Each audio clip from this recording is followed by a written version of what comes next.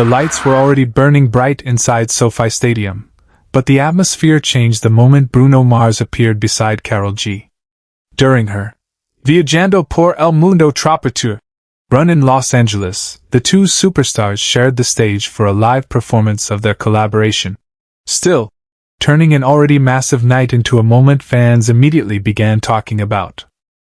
Karol G's Los Angeles dates were part of the ambitious Viajando por el Mundo Tropitour, which brought the Colombian superstar to SoFi Stadium on August 14, 15, and 16, 2026. The venue and Live Nation both confirmed the Los Angeles run as part of her stadium tour. But for fans watching the performance, the most important detail was not the size of the stadium. It was who stepped onto the stage. Bruno Mars. The appearance gave, still, a completely different dimension. Instead of remaining a studio collaboration, the song suddenly became a live conversation between two of the most recognizable performers in modern popular music. And for Bruno, that setting could hardly have been more appropriate. The footage from the performance shows the scale of the moment clearly. Karol G commands the stage while the crowd responds to the unexpected presence of Mars. The production, lighting, giant stadium screens, and thousands of fans create the kind of visual spectacle that is difficult to reproduce anywhere else. Karol G brings the identity and energy that have defined her rise from Colombian superstar to one of the biggest names in global Latin music. Bruno brings a different kind of musical language, one built on soul, funk, pop, rhythm, choreography, and an almost instinctive understanding of how to control a live audience. Together, they created a performance that felt bigger than the song itself. SoFi Stadium was already an important stop on Karol G's 2026 campaign.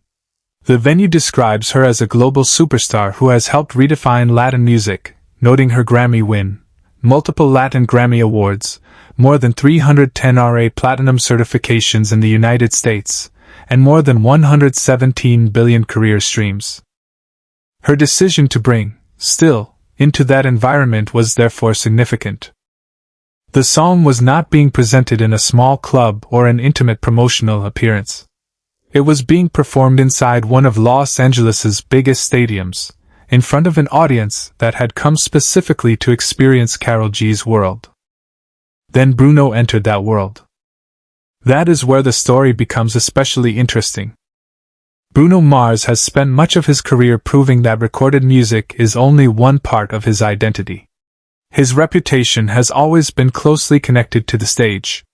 In an interview about his approach to music, Mars explained that he considers himself a performer at heart, and that performing live with his band is what he lives for. That philosophy helps explain why an appearance like this can have such an immediate effect. His presence alone changes the energy of a room. For years, critics have pointed to that ability as one of his defining strengths. A review of his current live work described his shows as polished, high-energy, thrilling, and entertaining, while an Atlanta concert review went even further, calling live performance his superpower. That reputation matters because, still, gives him a different kind of opportunity. This is not simply another Bruno Mars solo performance. It is a collaboration. And collaborations can expose a different side of an artist. When two major performers share a stage, the audience begins looking for chemistry. Who leads? Who follows? Do their voices complement each other? Does the arrangement sound different from the studio version? And perhaps most importantly, does the performance feel natural? At SoFi Stadium, those questions became part of the spectacle. Karol G remained at the center of her own show, but Bruno's presence immediately created a second narrative. The crowd was no longer watching only a tour performance. They were watching a collaboration come to life. That distinction is important. In the streaming era, fans can hear a song hundreds of times before they ever see the artists perform it together. Studio recordings can be edited, layered, polished, and carefully constructed. A live stage removes much of that distance. There is nowhere to hide. The audience hears the voices in real time. They see the artists reacting to one another. They experienced the pauses, gestures, smiles, movement, and spontaneous energy that cannot always be captured in a recording. That is precisely why live collaborations remain so powerful. And Bruno has built his career around that principle. Long before stadium tours and global chart records, Mars was already developing his identity as a songwriter, producer, and performer. His early work with the Smeezingtons helped establish him as a writer and producer before his own solo career became a worldwide phenomenon. Producer Ari Levine previously described how the team helped create the sound that launched Mars into the mainstream. That background is relevant to, still, because Mars has never been only a singer. He understands arrangement. He understands rhythm. He understands the architecture of a performance. And he understands audiences. That combination has become one of his biggest advantages. A recent Washington Post review of his 2026 Grammy performance similarly described his appearance as electric, reinforcing the long-running critical view that Mars can turn even a familiar musical formula into a major live event. At SoFi, that performance instinct met Karol G's Stadium production. The result was a moment that felt unusually cinematic. The crowd became part of the performance. The screens amplified every movement. The lighting transformed the stadium into something closer to an arena-sized music video. And in the center of it all were two artists from different musical worlds who found common ground through one song. That is what makes the still performance more interesting than a conventional surprise guest appearance. It represents the continued blending of American pop and Latin music on the biggest stages in the country. Karol G has already become one of the most important figures in that movement. Her album, Mañana Será Bonito, made history as the first Spanish-language album by a woman to debut at #1 on the Billboard 200. Live Nation also highlighted her ability to create immersive, high-impact stadium productions through the new tour. Her SoFi Stadium run therefore carried its own historical weight before Bruno ever appeared. Then came the collaboration. For American audiences, this is an important part of the larger story. Latin music is no longer operating on the margins of American pop culture. It is central to it. Artists such as Karol G are filling major U.S. stadiums. Spanish-language albums are dominating major charts. Global collaborations are increasingly moving between genres and languages without needing to explain themselves. Still, fits naturally into that evolution. Bruno Mars represents another side of the same global musical conversation. His sound has always crossed boundaries. His influences stretch across pop, soul, funk, R&B, rock, and classic showmanship. His career has demonstrated that an artist can borrow from earlier generations while still sounding unmistakably contemporary. That is one reason his collaboration with Karol G carries so much curiosity. They do not come from identical musical backgrounds. They do not have identical audiences. But both understand performance. Both understand rhythm. And both understand the emotional power of a crowd. That common language can be heard on stage. For fans, however, the emotional impact goes beyond musical theory. There is something thrilling about watching an artist appear unexpectedly in someone else's world. Karol G had built the night around her own story. Her audience had spent hours waiting for her, singing along, and participating in the experience. Then Bruno Mars became part of that story. For a few minutes, the boundaries between their individual worlds disappeared. That is the type of moment that audiences remember long after the concert ends. It is also the kind of moment that social media was built for. A surprise appearance inside a sold-out stadium creates an immediate feedback loop. Fans record it. Clips spread. Other fans react. Headlines appear. Then viewers who were not even inside the stadium begin searching for footage. The performance becomes bigger than the venue. And that is exactly what happened with the conversation surrounding the SoFi moment. Still, there is an important distinction between what can be seen and what can be assumed. The performance footage can show the artists sharing the stage and performing together.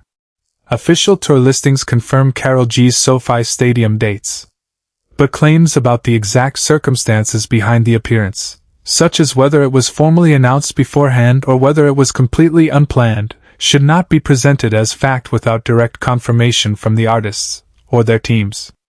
The same caution applies to claims describing it as the first ever live performance unless that detail is independently confirmed by a primary source. That distinction matters. Entertainment news can move incredibly fast. A dramatic headline may travel around the internet in minutes, but credibility lasts much longer. And in this case, the verified facts are already compelling enough. Karol G brought her massive tour to SoFi Stadium. Bruno Mars joined her. They performed. Still. And thousands of people inside the stadium witnessed the collaboration in real time. There is no need to manufacture a bigger story. The moment itself is big. It also fits into an extraordinary year for Mars. In 2026, his live presence has continued to receive strong critical attention. Concert reviews have repeatedly emphasized his musicianship, stagecraft, and ability to connect with large audiences. That makes his appearance with Karol G especially interesting. Mars is not simply a famous guest. He is an artist whose reputation is built around performance. When he walks onto a stage, expectations change. The audience expects something. And when the stage belongs to another superstar, the challenge becomes even more interesting. He has to enter someone else's show without taking it away from them. That balance is one of the most difficult things for a guest performer to achieve. A great guest does not simply dominate. A great guest adds another layer. That is what makes the SoFi performance compelling. Karol G remains the host of the evening. Bruno becomes the unexpected catalyst. The two roles can exist simultaneously. And that balance is what gives the performance its emotional character. There is also something symbolic about the setting. Los Angeles has long been a meeting point for different musical cultures. It is a city where Latin music, American pop, R&B, hip-hop, rock, and international sounds constantly overlap. SoFi Stadium represents that cultural intersection on an enormous scale. And on this night, two global stars occupied the same stage. One represents the extraordinary international expansion of Latin pop. The other represents one of the most polished forms of American pop showmanship. Their collaboration made that intersection visible. For Bruno Mars, it was another reminder of why audiences continue to react so strongly when he performs live. For Karol G, it added another unforgettable chapter to a tour already designed to feel larger than life. And for the fans, it was the simplest part of the story. They got to see something they could not experience through a streaming service. They were there. They heard it in the stadium. They watched Bruno and Karol share the stage. They became part of the moment. That is ultimately what separates a live performance from a recording. A song can be replayed. A video can be paused. A studio version can be streamed endlessly. But the exact moment when an artist walks onto a stage in front of thousands of people happens only once. That is why the reaction to Bruno Mars and Karol G performing, still, at SoFi Stadium matters. It was not just another song in a concert set. It was a collision of two musical identities. It was a meeting between two global performers. And it was another example of how the modern pop stage is becoming increasingly collaborative, international, and unpredictable. For Bruno Mars, the appearance also reinforces something he has said throughout his career: the stage is where the music truly comes alive. For Karol G, the moment added another layer to a stadium tour already designed to push boundaries.